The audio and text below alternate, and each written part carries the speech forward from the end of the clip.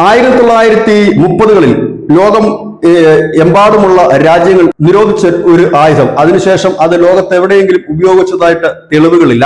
എന്നാൽ ഇപ്പോൾ അതൊരു രാജ്യത്ത് ഉപയോഗിച്ചിരിക്കുന്നു എന്നുള്ള റിപ്പോർട്ടാണ് പുറത്തു വരുന്നത്. BBC ആണ് ഈ റിപ്പോർട്ട് പുറത്തു വിട്ടിരിക്കുന്നത്. അതായത് ഒരു രാജ്യത്ത് നടക്കുന്ന പ്രക്ഷോഭകാരികളെ അടിച്ചമർത്താനാണ് ഈ ആയുധം ഉപയോഗിച്ചിരിക്കുന്നത്. പറഞ്ഞു വരുന്നത് ജോർജിയയെ കുറിച്ചാണ്.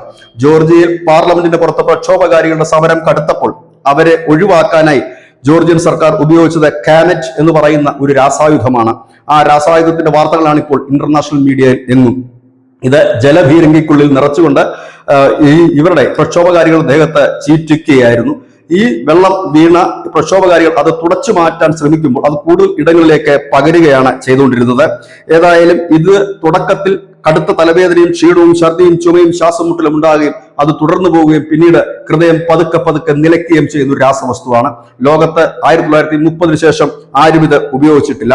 ഒന്നാം ലോക മഹായുദ്ധ കാലത്ത് ജർമ്മനിയാണ് ഇത് ഉപയോഗിച്ചിരുന്നത്. തുടർന്ന് എല്ലാ രാജ്യങ്ങളും ഇത് നിരോധിക്കുകയും ഇത് ഉപയോഗിക്കാൻ കഴിയാത്ത രീതിയിൽ മാറ്റുകയും ചെയ്തിരുന്നു. പക്ഷെ ഇപ്പോൾ ഇത് സ്വന്തം ജനങ്ങൾക്ക് നേരെയാണ് ഇപ്പോൾ ജോർജിയ ഇത് ഉപയോഗിച്ചിരിക്കുന്നത്. ഇതോടുകൂടി തന്നെ ഈ വാർത്തയ്ക്ക് വലിയ പ്രാധാന്യം നേടിക്കഴിഞ്ഞിരിക്കുന്നു. കാരണം സ്വന്തം നാട്ടിലെ ജനങ്ങൾ ഒരു പ്രക്ഷോഭം നടത്തുമ്പോൾ ആ പ്രക്ഷോഭത്തിന് നേരെ രാസായുധം പ്രയോഗിക്കുന്ന രാജ്യമായി ജോർജിയ മാറിയിരിക്കുന്നു എന്നുള്ളത് തന്നെയാണ് ഈ വാർത്തയുടെ ഏറ്റവും പ്രധാനപ്പെട്ട highlight. News desk, news India Malayalam.